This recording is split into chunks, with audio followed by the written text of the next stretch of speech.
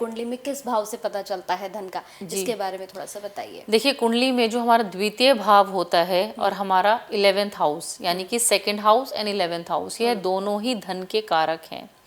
इन भावों का आपस में कॉम्बिनेशन होना, यदि मान लीजिए द्वितीय जाके 11th हाउस में बैठ जाए या एकादशेश यानी 11th हाउस का लॉर्ड जाके धन भाव में बैठ जाए, यह बहुत अच्छे धन कारक योग बनाते हैं। और ऐसे ही बहुत सारे योग और भी होते हैं जो धन के योग बनाते हैं। जैसे मान लीजिए किसी का लग्नेश यानी कि उसकी ओवरऑल पर्सनैलिटी का मालिक जाके इनकम भाव में बैठ गया, तो कहीं ना कहीं ये दिखाता है कि वह व्यक्ति अपनी मेहनत से अर्निंग प्राप्त करेगा, अपनी मेहनत से उसको तरह तरह के सोर्स मिल सकते हैं। पंचमेश यानी पंचम भाव यानी विद्या भाव का स्वामी, पंचम भाव और अगर 11th हाउस का कॉम्बिनेशन बने, वह यह कॉम्बिनेशन कैसा भी हो सकता है। यदि यह ग्रह एक दूसरे को देख रहे हैं या इनके जो लॉर्ड हैं वह एक दूसरे के साथ युति कर रहे हैं, इस तरीके से, और ये मान लीजिए इन दोनों ग्रहों के स्वामी एक साथ बैठ गए।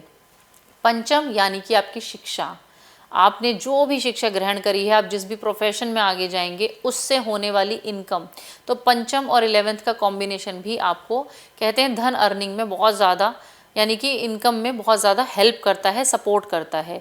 इसी तरीके से बहुत सारे तरह तरह के योग बनते हैं जो व्यक्ति को धन अर्जित करने में हेल्प करते हैं। मान लीजिए किसी की कुंडली में यह एक बहुत ही बड़ा राजयोग भी माना जाता है यदि नवम भाव और दशम भाव, क्योंकि नवम भाव से भी बहुत बार, क्योंकि हमारा भाग्य है, जब हमारा भाग्य हमें सपोर्ट करता है तो हमारे पास धन आता है। यदि नवम भाव का स्वामी 11th हाउस में बैठ जाए और वह कहीं ना कहीं 10th हाउस के साथ भी यानी कर्म भाव के साथ भी कॉम्बिनेशन बना रहा है, तो ऐसा व्यक्ति जब कर्म करता है उसका भाग्य खुलता है, यानी कि 9th हाउस से उसका कनेक्शन आ गया। और जब उसका कर्म वह करता है, भाग्य उसको सपोर्ट करता है, तब उसे इनकम की प्राप्ति होती है। तो ऐसे बहुत सारे कॉम्बिनेशंस हैं जो हम देखते हैं कि जो इंसान को कभी भी धन का फ्लो कम नहीं होने देते। चतुर्थ और द्वितीय भाव का भी कॉम्बिनेशन, चतुर्थ यानी फोर्थ, जिससे हम सुख देखते हैं।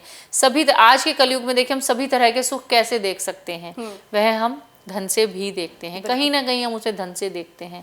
तो चतुर्थ भाव का स्वामी भी अगर 11th हाउस के स्वामी के साथ कॉम्बिनेशन बनाए, योग बनाए, तो ऐसे में भी व्यक्ति बहुत अच्छा धन अर्जित करते हैं और बहुत नाम भी अर्जित करते हैं।